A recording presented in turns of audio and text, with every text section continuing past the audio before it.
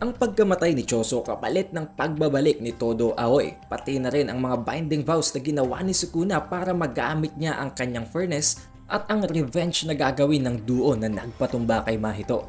Ang lahat ng yan kasama na ang pinakamaliliit na detalye ay tatalakayin natin dito sa ating full chapter review ng Jujutsu Kaisen Chapter 259. Sa pagsisimula ng chapter ay nagkaroon ng konting flashback wherein tinuturuan sana nitong si Choso si Yuji na gumamit ng convergence, subalit hindi niya alam kung paano i-explain yun kay Yuji, na in-explain naman ni Kamo Noritoshi habang sinasabing ang fundamentals ng paggamit ng blood manipulation ay matututunan sa pamamagitan ng pag-i-imagine ng parabang naliligo gamit ang hot bath, at ang init na yun na bumabalot sa katawan ng user ay kailangan niyang gamitin para i-expand ng kanyang mga blood vessels. Subalit kung pupunta naman daw sa paggamit ng convergence, ito ay ang napakatinding compression ng blood na magagawa lamang sa pamamagitan ng training tulad ng pagpiga ng clay, ng tin can, or ng kahit na papel. Subalit as of the moment, hindi na naipayo ni Kamo na itrain pa si Yuji para gumamit ng convergence dahil ang pinakakailangan ni Yuji ay ang pagpigil ng injuries at ang pagpigil ng bleeding na magagamit niya laban kay Sukuna. Na dahilan naman kung bakit nadismaya at parang nalungkot ang kanyang big brother na si Choso. Nagbabalik naman ang panels sa nangyayaring laban ngayon sa Shinjuku habang inilo-launch na nga ni Sukuna ang kanyang furnace. Dito na magsisimula ang medyo mahabang eksplanasyon sa kung paano na pull off ni Sukuna ang ganito katinding atake. Nabanggit na para ma-launch at magamit niya ang kanyang furnace ay kailangan niya munang makumpleto ang ingredients ng kanyang pagluluto ng cleave at dismantle. Subalit kahit na alam naman nating napakatindi nga ng fire element nitong si Sukuna, napakabagal naman ito in terms of speed at napakaliit ng range compared sa kanyang normal slashing attacks. Nang dahil dito gumawa ng isang napakahigpit na binding vow si Sukuna sa kanyang sariling teknik na nagpipigil na gumamit ng kanyang furnace outside ng kanyang domain sa multiple targets. Meaning matapos niyang gawin ang binding vow na to, magiging napaka-uneffective ng furnace niya kung gagamitin niya ito sa labas ng range ng kanyang domain at hindi niya ito magagamit sa multiple targets kung hindi sa isang kalaban lang. Subalit ang kapalit naman nito ay masisigurado niyang ang kahit na sino na nasa loob ng range ng kanyang domain ay mapupulbos at magiging abo. Hindi lamang yun, gumawa pa ng isa pang binding vow si Sukuna para masiguradong walang makakatakas sa gagawin niyang atake. Binago niya ang kondisyon ng kanyang barrier na nagbibigay lamang ng permission sa mga living beings ng kakayahan na pumasok sa loob ng range nito habang sinisil na walang makakalabas na kahit na sino. Sa pamamagitan ng mga binding vows na ito ay nagawang successfully ma-deploy ni Sukuna ang kanyang furnace habang nagkakaroon ng isang napakatinding shockwave ng init sa loob ng kanyang domain. Naramdaman maging ni Hakari at ni Uraume ang nag-overflow at ang nag-uumapaw na pagsabog ng cursed energy mula sa malayong lokasyon na dahilan kung bakit nasabi ni Uraume na this is our win. Sa loob ng range ng furnace ni Sukuna ay umulan ng thermobaric explosives at ang bawat transformed particles ng matter ay nag-create ng detonations na nagresulta sa compression at decompression ng shockwave na siguradong walang kahit na sinong living being ang makakasurvive. Ito ang ultimate instantaneous obliterating attack ni Sukuna na nagpatumba maging sa perfect adaptation ni Mahoraga sa Shibuya. Ang tatanging rason lamang kung bakit hindi nagawang gamitin itong si Sukuna ang kanyang furnace sa laban nila ni Gojo Satoru ay dahil nga sa patuloy ang pagbabago at ang pag-alter nila ng conditions at ang pabago-bago nilang range ng domains para makalamang sa kanilang kalaban. Nang dahil dito, nanatiling malamig ang furnace ni Sukuna at nanatiling nakasil ang mga apoy nito. Dapat patay na si Yuji dito, subalit nagtataka maging si Yuji kung bakit nakasurvive siya habang nakatingin siya kay Choso na parabang unti-unti nang nangihina. Within a millisecond bago pa man lamang ma-deploy ni Sukuna completely ang kanyang furnace or ang kanyang fire element sa loob ng domain expansion ay nagawa pala ni Chosong makapag-create ng isang orb or parabang isang bilog na barrier na gawa sa kanyang sariling dugo na sumasalag sa ataking ginawa ni Sukuna. Nang dahil dito, unti-unti nang parabang nasusunog din maging ang katawan ni Choso habang humihingi siya ng tawad kay Yuji dahil sa hindi nga siya marunong magturo at hindi sa kanya natutunan ni Yuji ang paggamit ng blood manipulation. Unlike the other characters na bago mamatay ay nagkakaroon ng flashback, sa gitna ni Yuji at ni Choso, nakarating naman sila sa parabang isang spiritual or soul world na kung saan nagagawa nilang makipag-communicate sa iba pang mga death painting. Subalit dahil nga patay na si Kechizu at si Choso, wala na sila sa dining table and it seems maging si Choso ay aalis na. Binati pa dito ni Choso itong si Yuji dahil nga mas nauna pa tong matuto sa kanyang gumamit ng reverse curse technique.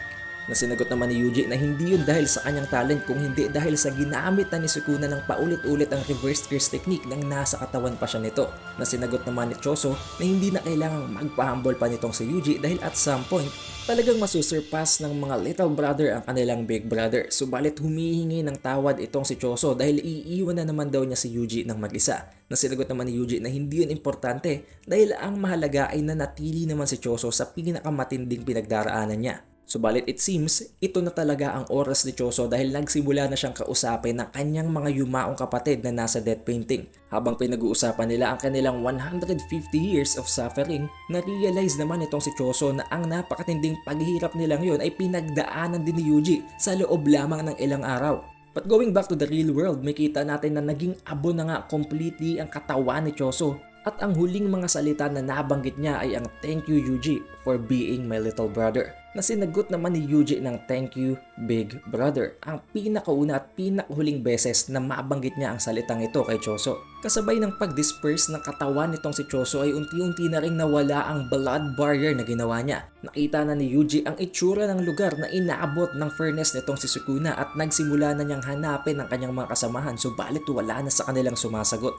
Although in the very first place, alam naman ni Yuji na isa lamang siyang cog or gear sa isang system na may kailangan lamang i-fulfill na role, subalit sa dami ng nangyayari sa pagkamatay ni Choso maging ng kanyang mga kasamahan mula sa Jujutsu Tech, nagsimula lang mag-falter at lumambot ang kanyang resolve.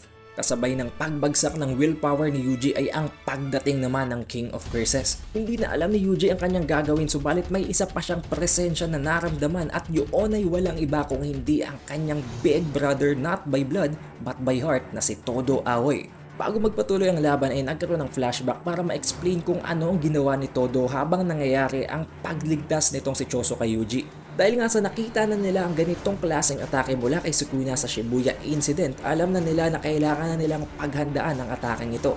Nabanggit nitong si Todo kay Meimei na kakailanganin niya ang mga crews nito para i-switch ang locations ng mga Jujutsu Tech members palabas ng domain range ni Sukuna para hindi sila abutin ng atake ito. Sa una ay pinagdududahan pa siya ni Meimei dahil napakalayo ng kakailanganing range para magawa niya ang pag-swap ng locations na yon. Hindi lamang yun, magsaswap siya ng 4 na different targets at wala pa sa perfect condition ang kanyang mga kamay para gamitin ang kanyang curse technique. Subalit sinagot naman siya nitong si Todo na hindi yun ganun kasimple at nararamdaman niya pang tumitibok ang kanyang curse technique na boogie-woogie. So meaning hindi pa tapos ang kanyang statement nang sabihin niya sa nangyayaring laban sa gitna nila ni Mahito at ni Yuji sa Shibuya incident na patay na ang kanyang curse technique.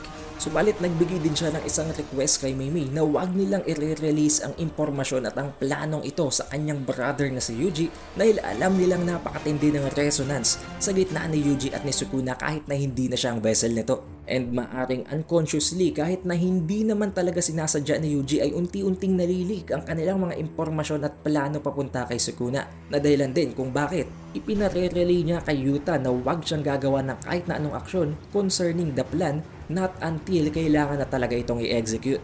And one more thing, nagkaroon din ng soul swap sa gitna nitong si Todo at ni Yuta, so meaning may nakopya talaga itong si Todo kay Yuta or maybe simply ang kanyang mas masterful na paggamit ng curse technique.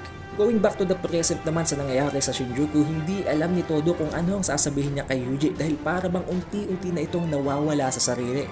Nang dahil sa hindi inaasahang predicament na hindi nga niya na-switch ang locations or position ni Yuji at ni Choso dahil na-caught up ang dalawang ito sa epicenter ng domain ni Sukuna. And at the very same time, wala din siyang sapat na panahon at oras para explain ang kung anumang ginawa at pinagdaanan nilang mga plano para makarating sa puntong ito. Kaya naman, gumawa siya ng isang paraan para mabuhay ulit ang loob ni Yuji.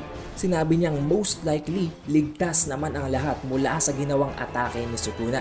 Narinig yun ni Yuji at para bang nabuhayan siya ng loob kahit na alam niya sa sarili niya na hindi yun sigurado, still alam niya na kailangan niyang kumilos at gumawa ng aksyon para hindi masayang ang ginawa ni Choso. And most especially sa pagkakataong ito nakagagamit nga lang ni Sukuna ng kanyang domain expansion at gumamit pa nga siya ng furnace, hindi niya magagamit ang kanyang curse technique.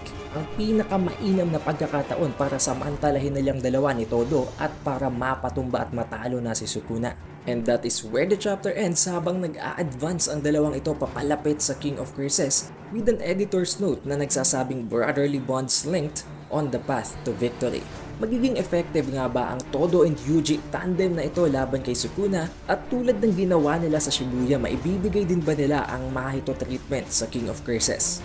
I will let you guys decide on that, and good news, walang chapter break kaya next week ay mailalapag na agad ang Jujutsu Kaisen chapter 260 na mag-feature ng kung paano gagawin ng dalawang ito kay Sukuna ang ginawa nilang fighting style laban kay Hanami at kay Mahito.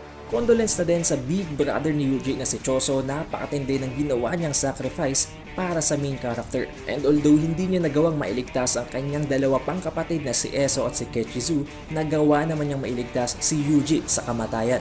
Kaya surely he did not die with any regrets at all at na-fulfill naman niya ang kanyang role. If you guys would like, pwede din tayong gumawa ng isang dedicated video sa kung ano ang nangyayari sa buong talambuhay ni Choso. To let me know, just put best Big Brother Choso sa comment section below. If you reach this point, surely you had a great time, kaya mag-iwan ka na ng like, subscribe at i-ring mo na din ang bell button para sa mas marami pang Jujutsu Kaisen contents. Also, don't forget to follow our Facebook page by the same name na Updated Weeb dahil doon natin i-release ang ating announcements and events na magte-take place sa ating community tulad na lamang ng raffle draws. Again, it is the Updated Weeb and I'll see you in the next one.